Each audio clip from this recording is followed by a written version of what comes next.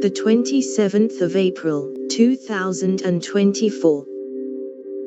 Teenager describes chaos at launch of Channel Death's boat.